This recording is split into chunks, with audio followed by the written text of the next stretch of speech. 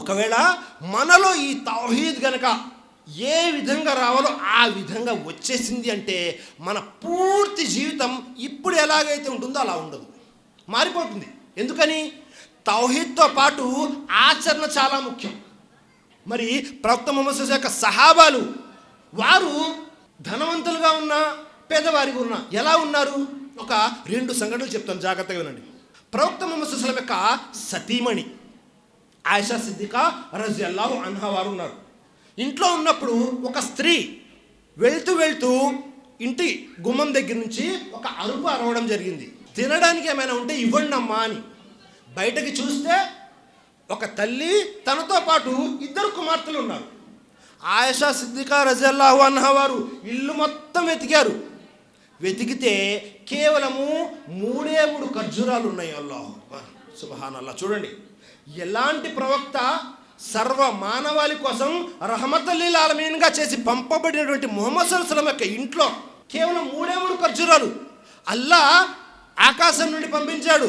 ఒకవేళ మీరు కావాలనుకుంటే ఉహద్ పర్వతాన్ని పూర్తిగా బంగారంగా చేసి మీకు ఇచ్చేస్తాను. ప్రవక్త ముహమ్మద్ సల్లల్లాహు అలైహి వసల్లం తిరస్కరించారు. ఎందుకు?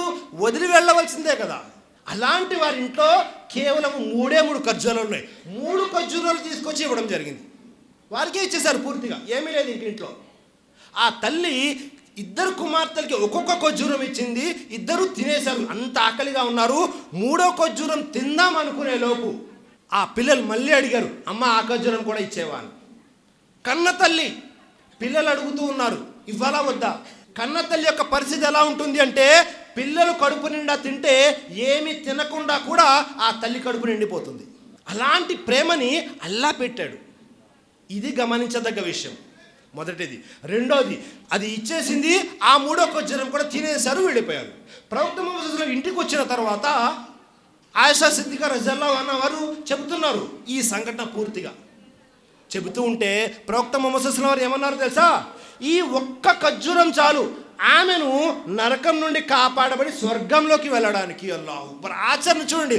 ఒక్క ఖర్జూరం ఇచ్చి నరకంలో కాకుండా స్వర్గానికి వెళ్ళే ఆచరణ. చాలామంది ఈ హదీస్ విని ఖర్జూరాలు పంచుకుంటూ వెళ్తుంటారు. ఇక్కడ మనం ఒక ఖర్జూరం పంచడము లేకపోతే 10 ఖర్జూరాలు పంచడం కాదు, మన సంకల్పం ఎలా ఉంది. ఆ సమయంలో వారి ఇంట్లో పూర్తిగా ఉంది ఆ 3 ఖర్జూరాలే, పూర్తిగా ఇచ్చేశారు. ఇది పేదవారిగా ఉన్నా కూడా వారు అలా దానం చేయగలిగారు. మరొక సంఘటన ఉస్మాన్ గని రజియల్లాహు అన్హు వారిది. ఒకసారి మదీనాలో బాగా కరువు కాటకాలు వచ్చాయి. అప్పుడు ఒక వర్తక బిడారం మదీనా లోపలికి వచ్చింది. ఎన్ని ఒంటెలో తెలుసా? వర్తక బిడారంలో 1000 ఒంటెలు.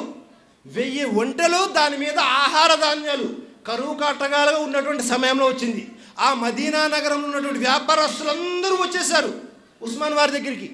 వచ్చేసి, ఉస్మాన్ మీరు ఎంత కొన్నారో చెప్పండి, దాని మీద ఎంత కావాలో అడగండి, మేము ఇస్తామంటున్నారు లాభం.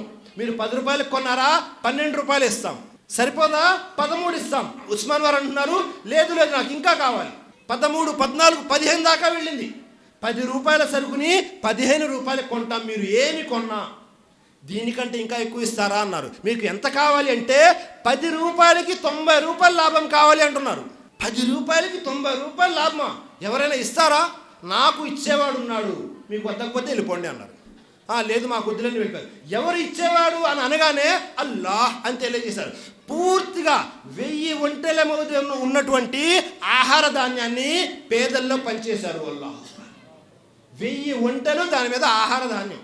అస్సలు లేకపోతే ఎలా ఉన్నారు, బాగా ఎక్కువ ఉన్నా ఎలా ఉన్నారు. ఇద్దరి ఆలోచన ఒకటే. ఇక్కడ 1000 ఒంటెల, అక్కడ 3 ఖర్జూరాల కాదు, సంకల్పం. ఇక్కడ క్వాంటిటీ కాదు, క్వాలిటీ కావాలి. అల్లాహ్ ఏం చెప్తున్నాడంటే క్వాలిటీ కావాలి నాకు. మీరు ఎంతమంది ఉన్నారు, మేకల మంద వద్దు.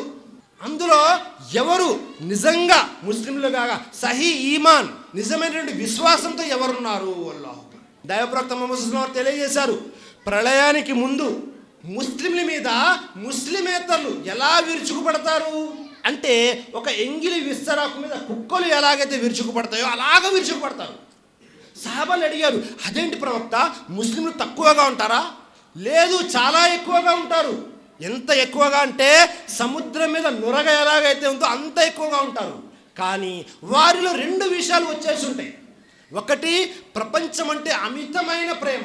రెండు, మరణం అంటే భయం. అల్లాహ్ చూసారా, తెల్లవారిన కాడ నుంచి ఫజర్ నమాజ్ అయ్యింది అంటే ఇషా నమాజ్ వరకు ఒకటే ఆలోచన, ఎంత సంపాదించాలి, ఎంత దాయాలి, ఎంత సంపాదించాలి, ఎంత, ఇదే ఆలోచన. నమాజ్ చేసేవారైనా చేయని వారైనా ఎవరైనా సరే ఎంత సంపాదించాలి. ప్రపంచం అంటే ప్రేమ అతి ఎక్కువ అయిపోయింది. మరణం అంటే అందరూ భయపడిపోతున్నారు. అల్లాహు అక్బర్. భయపడేవారు ఎలా భయపడుతున్నారు అంటే ఈ మరణం రాదేమో అనుకుంటున్నారు.